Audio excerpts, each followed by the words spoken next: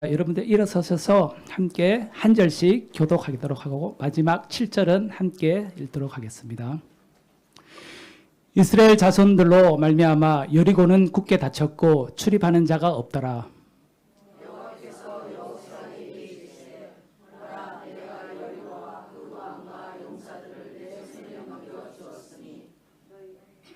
너희 모든 군사는 그 성을 둘러 성 주위를 매일 한 번씩 돌되 엿새 동안을 그리하라.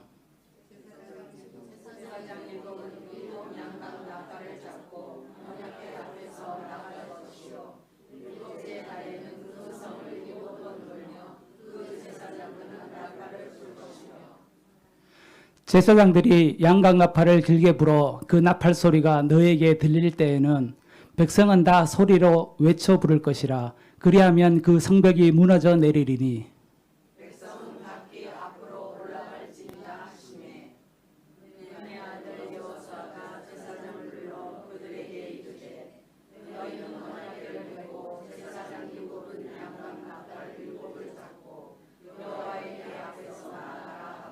함께 읽습니다. 또 백성에게 이르되 나아가서 그 성을 돌되 무장한 자들이 여호와의 궤 앞에서 나아갈지니라 하니라. 아멘.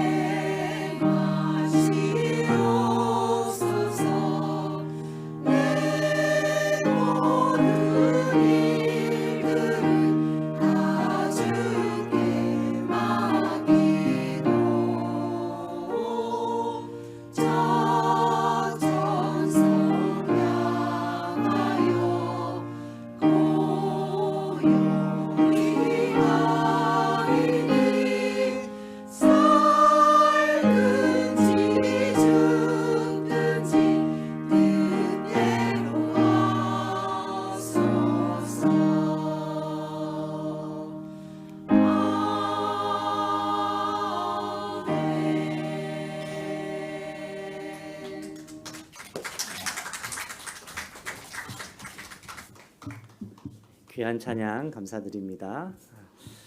네, 우리 하나님 말씀 나누도록 하겠습니다. 일주일이 참 금방 지나가는 것 같습니다. 어제 그냥 이 자리에서 주일 예배를 드렸던 것 같은데 벌써 한 주일이 지나고 돌아갈 때 저는 이제 돌아갈 때가 벌써 다가왔네요. 네, 참 감사를 드립니다. 인간 관계에서 여러분 믿음은 참 중요합니다. 처음 만나서 그 사람의 이름을 알고 또 그 사람에 대해서 알아가고 그리고 그 사람을 믿을 수 있는 사람으로 여기면 우리가 지속적인 관계를 맺으면서 이렇게 친해지죠. 오래된 친구, 또 오래 함께 기도했던 동역자, 중보자는 친밀할수록 그 사람과 또 나눌 수 있는 대화의 깊이가 달라지게도 됩니다. 그러면서 참 위로도 얻고 또 평안함 가운데 거하게 됩니다. 그리고 시간이 그렇게 흘러갈수록 그 관계가 두터워지죠. 신뢰의 관계가 되어집니다. 주님과의 관계도 그런 것 같습니다. 주님과의 관계가 이제 막 시작되고 또 친밀한 교제가 주님과 이어질수록 주님을 알아가는 깊이가 달라지고 주님을 더욱 사모하게 되고 사랑하게 되고 주님의 마음을 헤아리게 되는 그런 성숙한 믿음으로 점점 나아가게 되는 것 같습니다. 그러면서 주를 향한 신뢰가 두터워지죠. 열왕기상 18장 말씀에 아주 유명한 말씀이죠. 엘리야 선지자가 바알과 아세라를 섬기는 850명의 그 이방 주술사들과 이렇게 맞대결하는 장면, 갈멜산에서 그 장면이 나옵니다. 가뭄이 심한 그 땅 가운데 누가 믿는 신이 진짜 신인가 대결을 하죠. 그래서 비를 내릴 수 있는 신이 누구인가. 그때 엘리야가 이스라엘 백성들을 향하여 열왕기상 18장에 이렇게 이야기를 합니다. 너희가 어느 때까지 둘 사이에 머뭇거리겠느냐. 여호와가 만일 하나님이면 그를 따르고 바알이 만일 하나님이면 바알을 따르라. 그렇게 이야기를 합니다. 그때 이스라엘 백성 중 누구도 말 한마디 대답하지 못했습니다. 이방 주술사들이 온갖 수단과 방법으로 자기들의 제사를 드렸지만 소용이 없었어요. 이어서 엘리야가 하나님께 기도할 때 제단에 불이 임하고 그 메말랐던 땅에 비가 쏟아지기 시작하지요. 여러분, 엘리야는 어떻게 그런 믿음을 가질 수 있었을까요? 그가 서 있던 곳은 혼자였고 또 그가 약자였고 여러 환경이 좋지 않았음에도 그가 왜 흔들리지 않고 이렇게 담대하게 나아갈 수 있었던 것일까요? 엘리야는 엘리야를 부르신 하나님, 그러면서 그를 평생 인도하시고 평생 함께 하셨던 그 하나님에 대하여 분명한 신뢰가 있었습니다. 주님과의 관계 속에 두터운 신뢰가 있었어요. 여러분, 믿음이라는 단어와 신뢰라는 단어는 참 비슷한 단어지요. 같은 의미를 갖고 있습니다. 그래서 믿음 대신에 신뢰라는 단어를 사용해도 크게 의미가 어색하지 않고 신뢰 대신에 믿음이라는 단어를 써도 그렇게 어색하지 않습니다. 그런데 두 단어가 아주 비슷하면서도 구분해서 이해할 수도 있겠더라고요. 어느 책에서 이 두 단어를 구분해서 이야기한 것을 제가 아주 인상 깊게 읽었던 적이 있어요. 신뢰라는 단어를 설명하면서 이렇게 설명하더라고요. 신뢰는 믿음과 소망이 결합된 멋진 단어다. 이렇게 표현을 하는 것을 참 마음 깊이 읽었습니다. 여러분, 믿음이라는 건 주님이 계신 분, 살아계신 분이라는 것을 믿고 그 주님이 무엇을 하셨는지, 날 위해 십자가 지시고 죽으셨다는 사실을 믿고 그분이 나의 오직 유일한 구원자 되심을 믿고 그분이 내 안에 함께 하신다는 것을 믿는다는 것이 이제 믿음이죠. 소망은 그렇다면 그 주님이 앞으로 하실 일을 바라고 기다리는 것입니다. 그분의 약속을 의지하며 내 삶을 이끄시고 반드시 주의 뜻이 이루어질 것이라는 기대가 담겨 있는 것이 바로 소망입니다. 그러니까 신뢰란 주님에 대한 믿음과 또한 앞으로 그분이 일하실 것에 대한 기대, 소원이 담겨 있다는 의미입니다. 자, 여러분에게 질문을 드릴게요. 여러분, 주님을 진짜 믿으십니까? 믿으십니까? 네. 하나님이 진짜 살아계시고 날 위해서 무엇을 하셨는지를 믿으시죠? 그렇다면 그 하나님께서 그분의 뜻을 반드시 이루실 것이라는 기대와 소망이 또 있으십니까? 아멘이 많이 들려서 감사하네요. 기독교인들 대부분 하나님의 존재는 믿어요. 또 많은 기독교인이 주님이 날 위해 십자가 지셨다는 것도 믿습니다. 그런데 그 주님이 내 인생을 신실하게 이끄실 것에 대한 그 소망, 내 인생을 책임져 주시고 나를 통하여서 하나님의 말씀이 이루어진다는 소망도 믿느냐 하면 앞에 있는 믿음만큼 뒤의 소망은 믿지 못하는 것이 또 현실이에요. 소망을 묻게 되면 자신이 없어요. 그런데 여러분, 이 믿음과 소망은 절대 구분될 수가 없고 분리시킬 수가 없는 것입니다. 오늘 이 말씀을 여러분들과 함께 나눠보려고 해요. 살면서 내가 정말 주님을 믿고 있는가? 내가 정말 그분이 하실 일을 기대하는가? 바라는가? 내가 정말 주님을 신뢰하는가? 라는 질문을 마주하게 되는 순간이 있는데, 그것은 내 힘으로는 도저히 감당하기 힘든 어떤 문제, 한계에 부딪히고 길이 도저히 보이지 않고 답을 찾을 수 없는 일을 만났을 때 그렇습니다.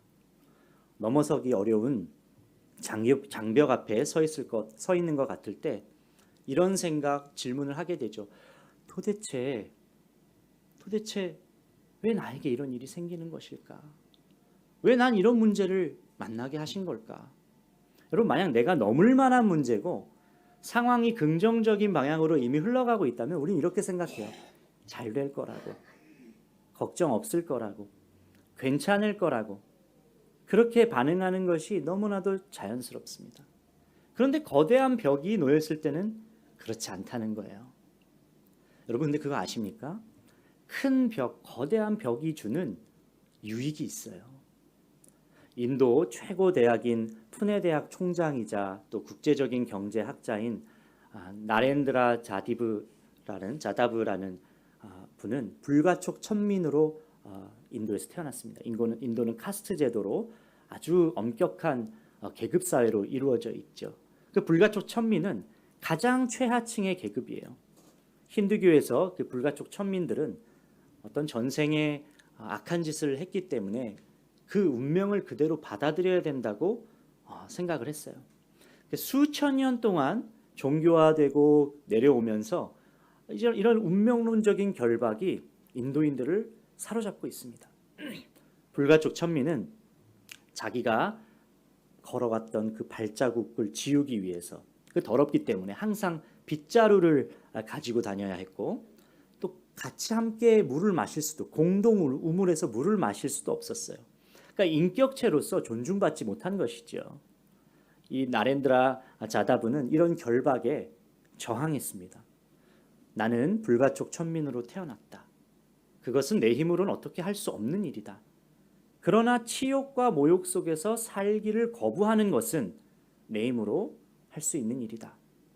물론 그 과정이 참 쉽지 않았지만, 어려운 순간, 위험한 때도 있었지만, 그가 그 벽 앞에 굽히지 않았고, 그리고 국제금융 전문가로서 인도를 이끌어갈 위대한 지도자로서 세계를 놀라게 하는 그런 인물이 됐습니다. 그러니까 그가 자신이 나아가야 할 방향에 대하여 포기하지 않고 수정하지 않았다는 거예요. 여러분, 위대한 벽이 주는 높은 벽, 그 큰 벽이 주는 유익은 그 벽 앞은 더욱 소망하는 바가 내가 무엇인지를 확인하게 되는 순간이기 때문에 그렇습니다. 내 마음속 동기와 진정한 갈망을 그때 그 벽 앞에서 확인할 수 있게 돼요.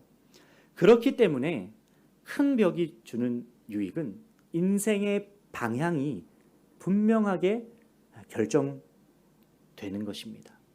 내가 포기하지 말고 정말 가야 할 길인지, 아니면 그냥 포기하고 그냥 멈춰도 되는 것인지, 내가 있어야 할 곳이 더욱 분명해진다는 거예요.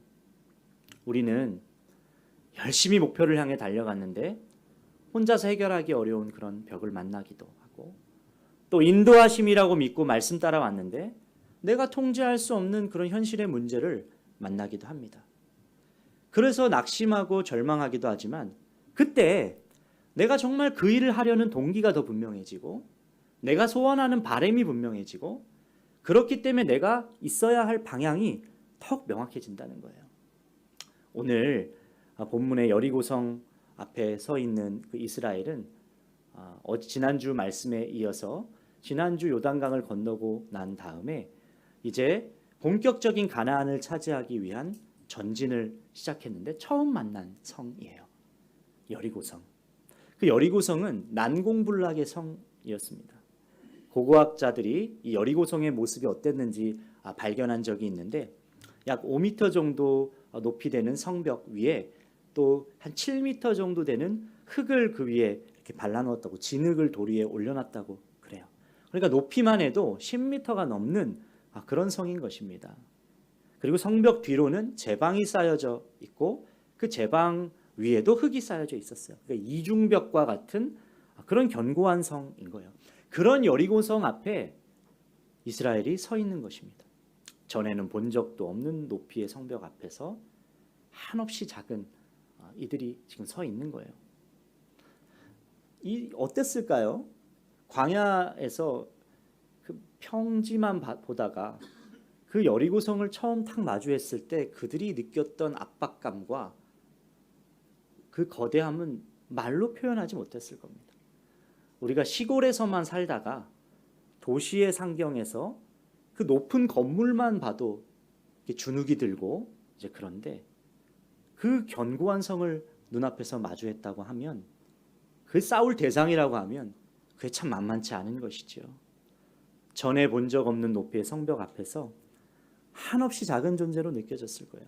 여러분 그렇다고 근데 여기서 이게 포기해야 할 일입니까? 앞으로 더 안 가고 여기서 뒤돌아가서 다시 돌아가야 할 일일까요? 광야로 돌아가야 할 일입니까? 그럴 수 없지요. 앞에 무엇이 있든지 간에 가나안 땅으로 가야 한다는 것이 저들의 분명한 목적지요 방향입니다. 사실 이스라엘은 40년 전에 벽 앞에서 좌절하고 낙심한 채로 끝났던 실패의 경험을 갖고 있었어요.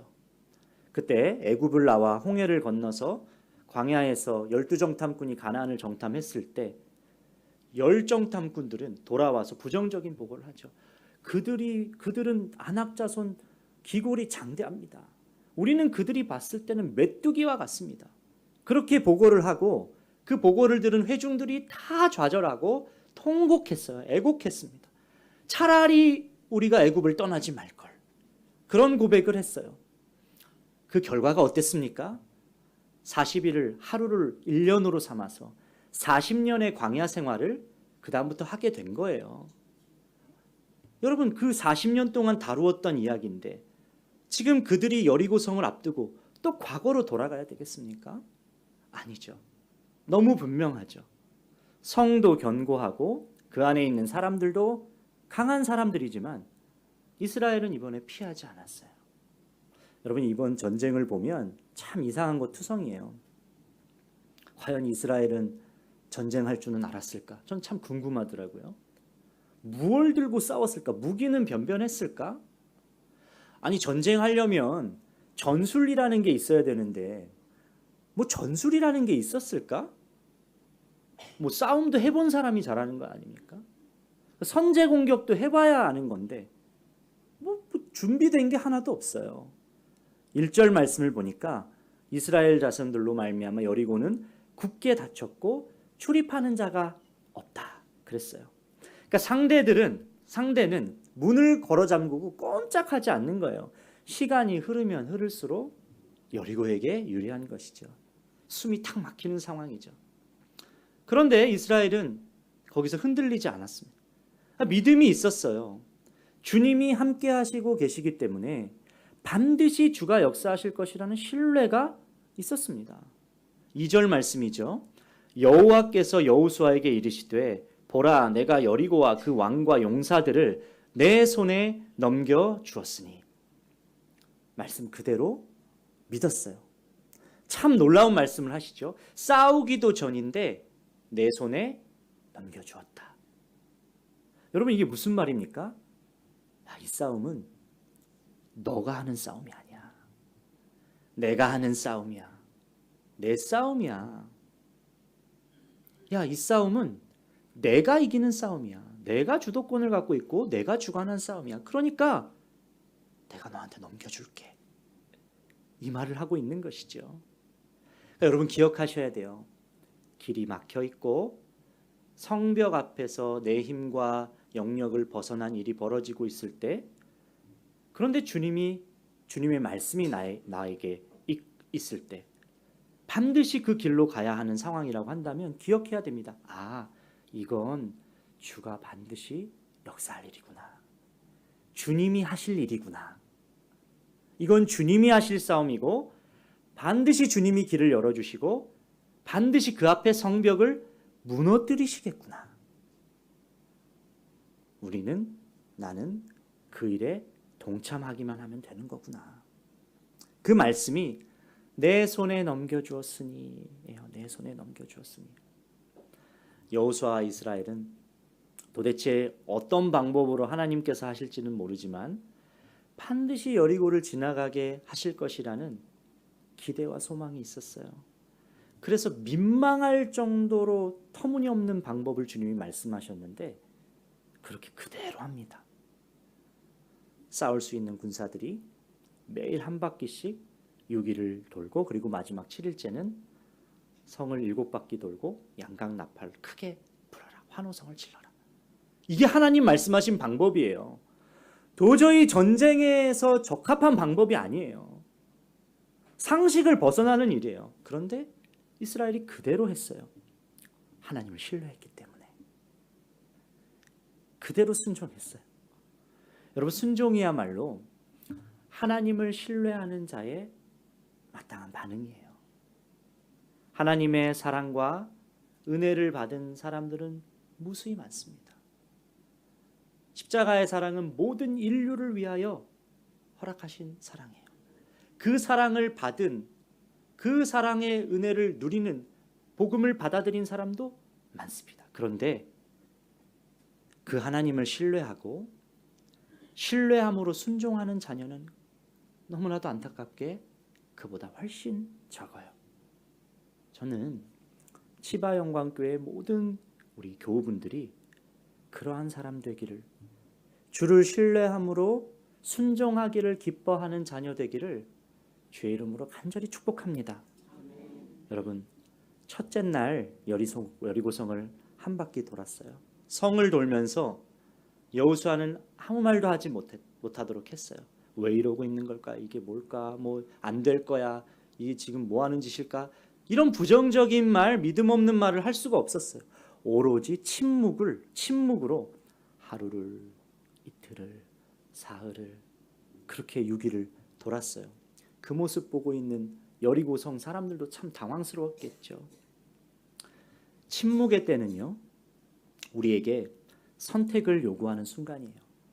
야, 너 믿음 버릴 것이, 아니면 더 믿음으로 그 약속을 붙들 것이냐. 선택하는 순간이에요. 진짜 내 중심이 드러나는 순간입니다. 여러분, 그렇다면 침묵의 시간을 어떻게 우리가 지나갈 수가 있지요? 십자가를 바라보세요. 십자가를. 주님이 십자가에서 보여주신 것, 그것이 우리를 흔들리지 않도록 해요. 십자가 달리신 예수님은 침묵 뒤에 무엇이 기다리고 있는지를 증거하셨어요.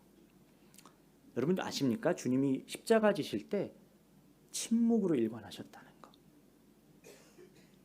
주님이 그 자리를 벗어나려고 변호하려고 하지 않고 묵묵히 침묵으로 그 길을 걸어가셨어요.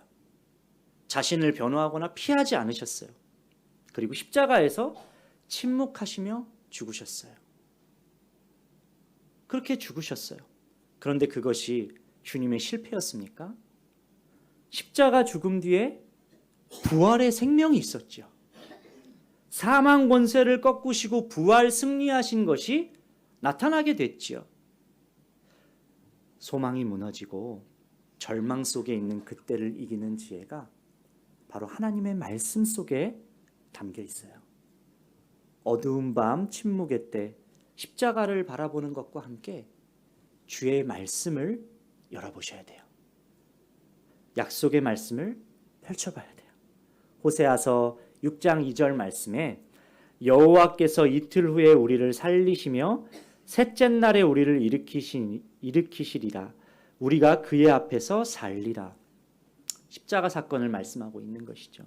십자가 죽음이 끝이 아니고 부활이 있음을 성경 여러 곳에서 증거하고 있어요. 여러분, 이런 맥락에서 침묵의 때를 해석해 보면 실은 말씀이 이루어지고 있는 때인 것이죠.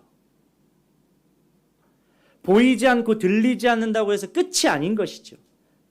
약속의 말씀은 반드시 이루어지게 되어 있고 하나님의 말씀은 반드시 성취되어지기 때문에, 하나님은 신실하신 분이기 때문에 우리에게 하신 약속 또한 반드시 이루어질 것이라는 거예요.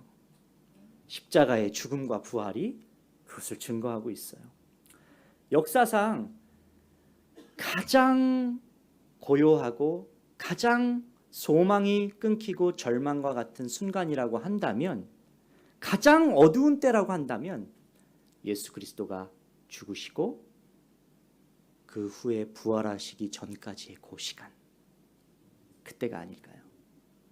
예수님이 죽으셨고 부활하시기 직전까지의 그 순간, 가장 극심한 어둠의 때였죠. 토니 캠플로 목사님, 이분은 펜실베니아에서 사회학 교수로도 가르치고 있으신 분인데, 그분께서 쓰신 책이 나를 바꿔라라는 책이 있습니다.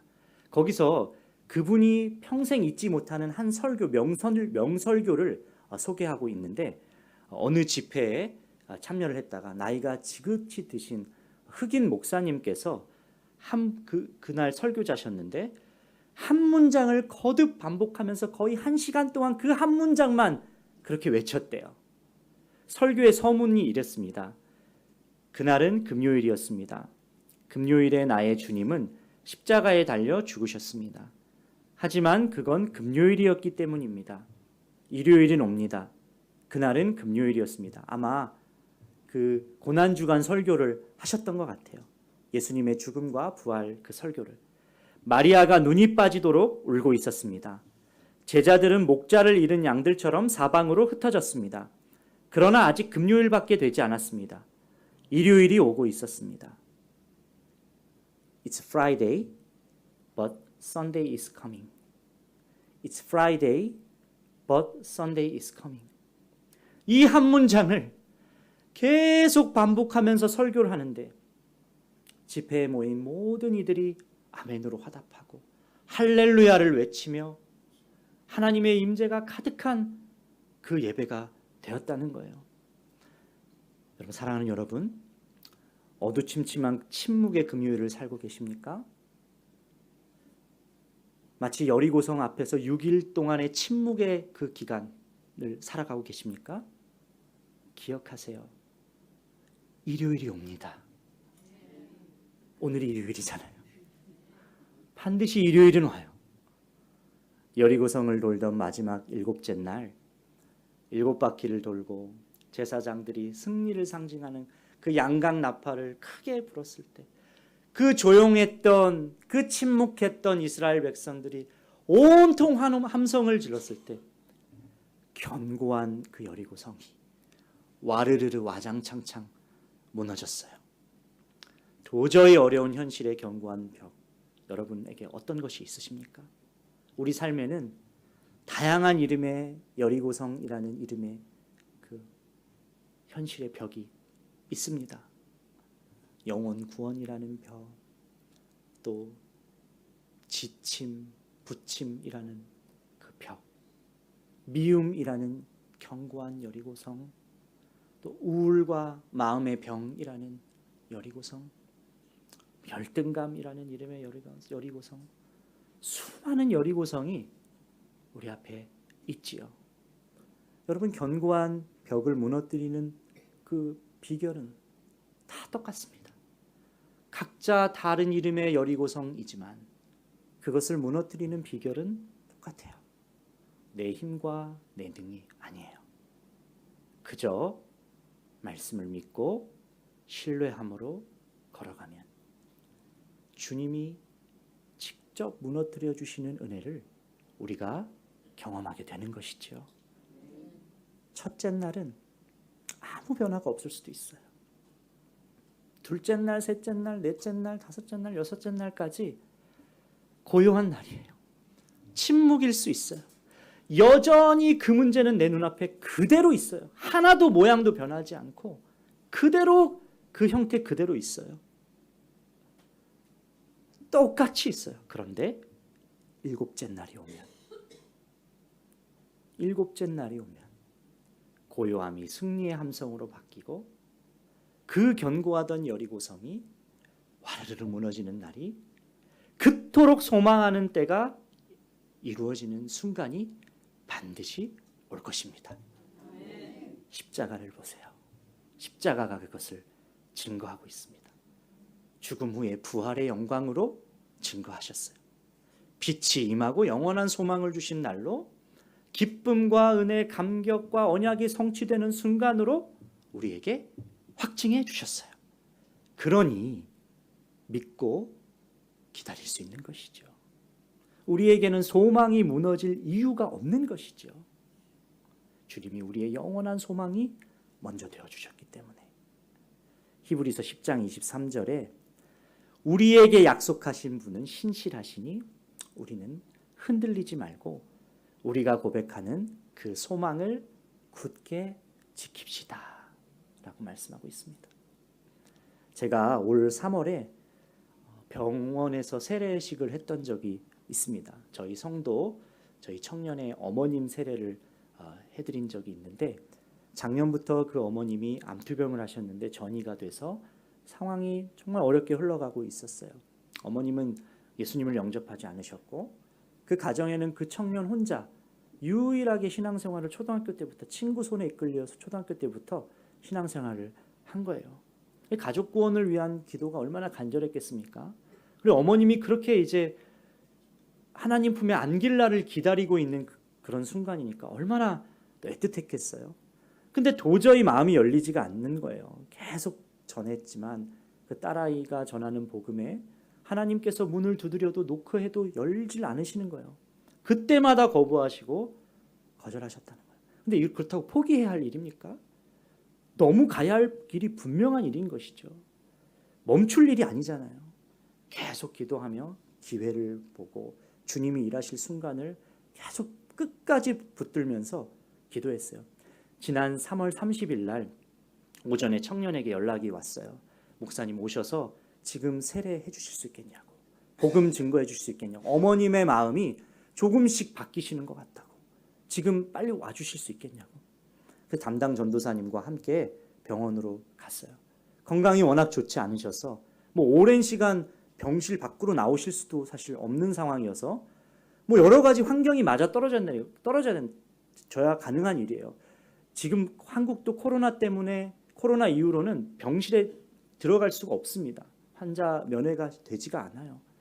어머님과 조용히 대화할 수 있는 공간도 필요하고 또 해야 되고 뭐 여러 상황이 참 준비되어야 했었는데, 일단 출발하면서 기도하면서 자매와 이런 얘기를 나누고 좀 적절한 곳이 있으면 좋겠다 했는데, 때마침 병원 안에 채플실, 비어있는 채플실을 발견하게 되고 그곳에서 어머님을 만날 수가 있었어요. 그래서 딱 아주 저희들만의 시간을 보낼 수가 있었어요. 그때 주님이 참 예비하신 순간이라고 믿어지더라고요. 십자가 복음에 대해서 나누고 죄에 대해서, 구원에 이르는 믿음에 관하여 나누고, 또 어머님이 정말 또렷하게 믿음의 고백을 하셨어요. 그래서 준비한 세례식까지 진행할 수 있었습니다. 그렇게 견고해 보였던 여리고성이 무너지는 날이었어요. 얼마나 감사한지. 모든 순간을 정확하게 인도해 주셨어요. 시간과 장소와 어머님의 마음과 환경을 다 준비시켜 주셨어요. 그리고 어머님은 세례 받으시고 정확히 10일 후에 소천하셨습니다. 그리고 그 장례를 저희가 섬길 수가 있었어요. 영원한 주님의 품 안에 구원이 임하게 된 것이죠. 그 청년이 얼마 전 특별 예배 때 한 간증입니다. 제가 읽어드릴게요. 이후 엄마는 돌아가셨지만 엄마가 하나님의 자녀가 되었고 영원한 하늘나라에 계신다는 게 믿어졌습니다. 그리고 이어진 장례식 때 가족과 함께 처음으로 예배를 드리는 은혜를 누렸습니다. 이 시간을 통해 오랜 시간 기도한 가정 구원의 열매가 맺히고 있음을, 그것이 엄마를 시작으로 앞으로 계속될 것이라는 확신이 생겼습니다. 여러분, 하나님은 신실하십니다. 그분의 때는 반드시 임합니다. 그러니까 우리가 던져야 할 질문은, 주님, 이 약속의 말씀이 이루어질까요? 주의 뜻이 이루어질까요? 이것이 아니에요. 이루어지는 거는 너무 분명한 사실이에요. 우리가 그 성취될 말씀 위에 살아갈지, 당장 변하지 않아도, 현실이 아무 요동하지 않아도, 여리고성이 그대로 있어도 약속의 말씀 위에서 내가 주와 함께 살아갈지, 그것이 우리가 오늘을 살면서 스스로에게 던져야 할 질문이고 선택해야 하는 길인 줄로 믿습니다. 이스라엘이 여리고성을 돌 때 변화가 없는 순간이고 지치고 두려울 그런 순간이었지만 혼자 이스라엘이 있지 않았어요. 그 속에 하나님의 함께하심을 의미하는 언약궤가 그 행렬에 계속 함께하고 있었어요. 주님이 그 일에 아무 변화 없는 그 가운데 침묵하시면서 그러나 함께하셨다는 거예요. 함께. 그곳에 함께 계시는 주님은 견고한 벽이 무너지는 순간까지 우리가 살아갈 수 있는 힘을 공급해 주십니다. 히브리서 11장 30절 말씀에 믿음으로 이랫 동안 여리고성을 돌았더니 성벽이 무너졌다, 그렇게 이야기하고 있어요. 여러분, 사랑하는 여러분, 눈으로 보는 현실이 있지만 그러나 믿음으로 보는 진실이 있습니다. 고요함이 끝나고 반드시 무너지는 때가 있어요. 이것이 믿음으로 보는 진실입니다. 그러니 주님을 신뢰하세요. 그가 이루실 일을 소망하세요. 여호와의 궤가 행렬 안에 함께 했듯 여러분의 일상에서 그 주님이 여러분과 영원토록 함께 하시며 살아갈 힘을 공급해 주실 것입니다. 그리고 여리고는 무너질 것입니다. 짧은 시간이었지만 치바 영광교회 말씀 사역을 섬기면서 참 감사했고 참 저 자신에게도 너무 은혜가 되는 시간이었습니다. 환대해 주셔서 또 많이 섬겨 주셔서 진심으로 감사드립니다. 이 여리고 성과 같은 일본 땅이잖아요. 그렇죠. 복음이 들어가기에는 너무나도 그 장벽이 두터운 일본 땅이잖아요. 그러나 하나님이 이 땅을 포기하지 않으셨고 먼저 여리고성을 돌도록 하신 성도 삼으신 여러분들이 계시고 기도하며 이 여리고성을 돌 때 일본의 그 견고한 복음이 들어가기 어려운 그 진들이 하나님의 정확한 때에 무너질 줄로 믿습니다. 저도 돌아가서 치바 영광교회와 또 일본의 영혼을 위하여 함께 기도로 중보하도록 하겠습니다. 자, 이제 우리 찬양하고 기도하고 하겠습니다. 전능하신 주 나의 하나님은 찬양하시겠습니다.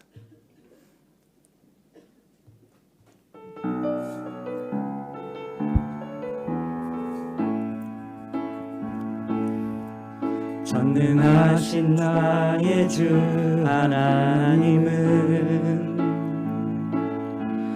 능치 못하실 일 전혀 없네. 우리의 모든 간구도 우리의 모든 생각도 우리의 모든 꿈과 모든 소망도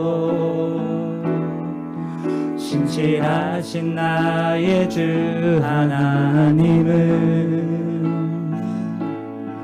우리의 모든 괴로움 바꿀 수 있네. 불가능 놀란 일 행하시고 죽은 자를 일으키시니 그를 이길 자 아무도 없네. 주의 말씀 의지하여 주의 말씀 의지하여 깊은 곳에 금을 던져 오늘 그가 놀라운 일을 이루시는 것 보라. 주의 말씀 의지하여 믿음으로 금을 던져 믿는 자에게 능지 못함. 다 같이 일어나서 고백하시겠습니다. 주의 말씀 의지하여 주의 말씀 의지하여 깊은 곳에 금을 던져 오늘 그가 놀라운 일을 이루시는 것 보라. 주의 말씀 의지하여 믿음으로 금을 던져 믿는 자에게 능지 못함 없네. 여러분, 이 시간 무너져야 할 여리고가 있으신 분들 두 손을 가슴에 모으고 함께 우리가 기도했으면 좋겠습니다. 여러분, 반드시 무너질 여리고성과 또 일곱째 날도 중요하지만 그런데 아무 변화도 없는 6일의 침묵, 어쩌면 우리 인생의 대부분을 차지하고 있는 이 날들을 어떻게 살아가야 할지가 너무나도 중요합니다. 주님은 그 순간을 주목하고 계시고 우리가 신뢰를 놓치지 않기를 원하세요.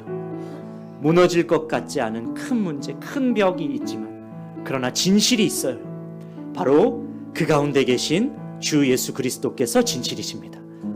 우리가 이렇게 기도했으면 좋겠습니다. 주여, 현실을 보지 않게 하시고 현실 속에 함께 하시는 진실이신 주를 보게 하여 주시옵소서. 함께 하시는 주를 보는 눈을 활짝 열어 주시옵소서. 하나님의 말씀과 방법대로 침묵의 유기를 묵묵히 살아가게 하여 주시옵소서. 영혼 구원이라는 이름의 성, 미움과 실패, 우울, 죄책감, 마음의 병, 낮은 자존감이라는 이름의 여리고성이 무너지게 하여 주시옵소서. 우리 주의 이름을 간절히 부르짖고 기도하겠습니다. 주여!